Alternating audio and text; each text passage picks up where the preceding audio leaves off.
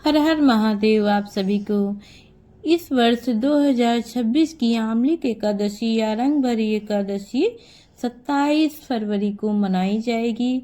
और आइए इस उपलक्ष्य में हम एक रोचक कथा सुनते हैं। ये कथा बहुत ही प्राचीन है। आमलिक एकादशी फाल्गुन मास के शुक्ल पक्ष की एकादशी को मनाई जाती है। यह व्रत भगवान विष्णु और आंवला के वृक्ष को समर्पित है। मान्यता है कि इस दिन आंवले के वृक्ष में स्वयं भगवान विष्णु का वास होता है और इस व्रत के प्रभाव से पापों का नाश होता है और रोग दूर हो जाते हैं तथा मोक्ष की भी प्राप्ति होती है। प्राचीन काल में विदिशा नगरी और धर्मात्मा की कहानी है। ये प्राचीन समय में विदिशा नाम की एक सुंदर नगरी थी। वहाँ के राजा का नाम था राजा चित्रसेन। वे अत्यंत धर्मपरायण, दयालु और भगवान विष्णु के अनन्य भक्त थे।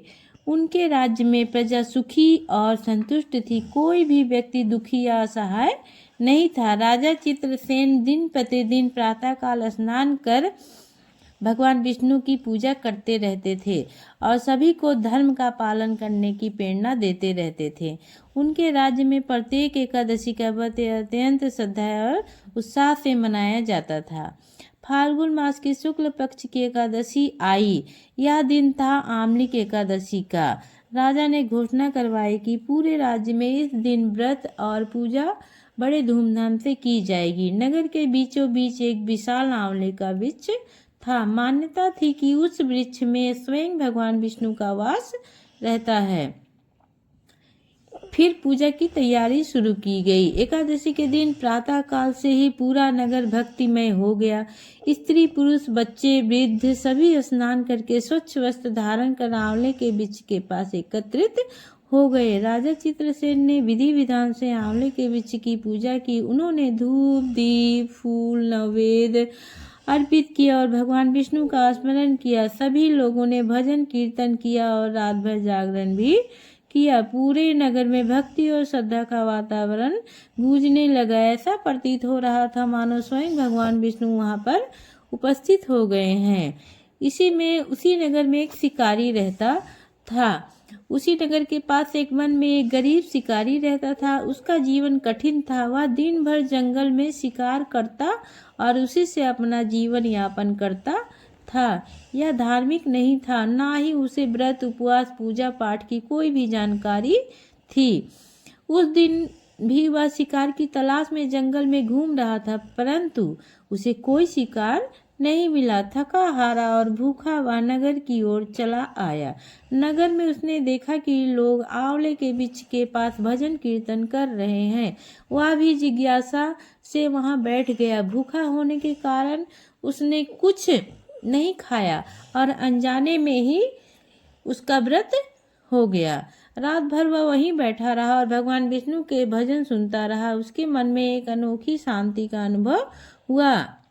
भगवान विष्णु ने उसके ऊपर भी अपनी कृपा दर्शाई। प्रातः काल होने पर सभी लोग अपने अपने घर चले गए। शिकारी भी अपने घर लौट गया। कुछ समय बाद उसकी मृत्यु हो गई। जब उसके प्राण निकले तो यमदूत उसे लेने आए, परंतु उसी समय विष्णु दूत भी वहां पहुंचे। उन्होंने यमदूतों से कहा, यह व्यक्ति आमलिक एकादशी के दिन व्रत और जागरण कर चुका है। इसने भगवान विष्णु का नाम सुना है और श्रद्धा से वहां पर बैठा रहा है, इसलिए इसके सारे पाप नष्ट हो चुके हैं। यमदूत लौट गए और विष्णुदूत उस शिकारी को वैकुंठ ले गए। फिर उस शिकारी का पुनर्जन्म हुआ। वैकुंठ में कुछ समय व्यतीत करने के बाद उस शिकारी ने पुनर्जन्म लिया। इस बार वह एक महान राजा के रूप में जन्मा। उसका नाम राजा वसुरथ था। राजा वसुरथ अत्यंत पराक्रमी और धर्मात्मा थे। वे भी भगवान विष्णु के अनन्य भक्त बने। एक दिन वे शिकार के लिए वन में गए। वहां वे मार्ग भूल गए और रात हो गई।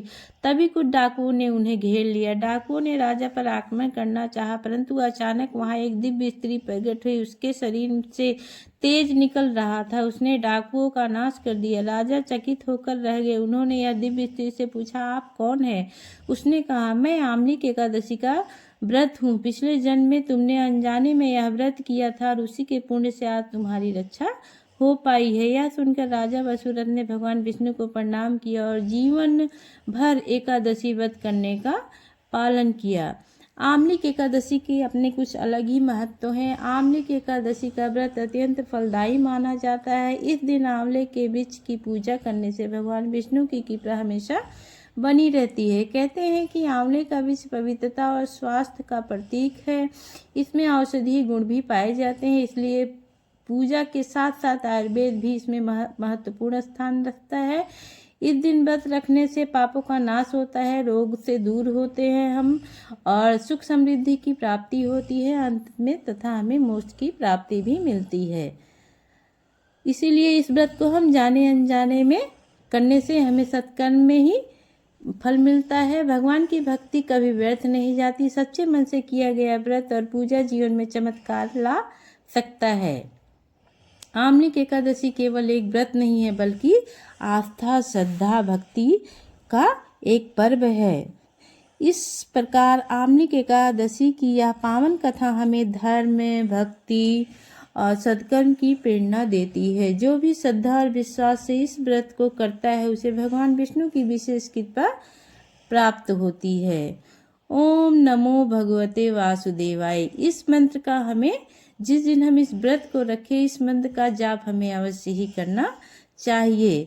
और इसी के साथ आप सभी को आमलिक एकादशी की हार्दिक शुभकामनाएं। इसे रंगभरी एकादशी भी कहते हैं।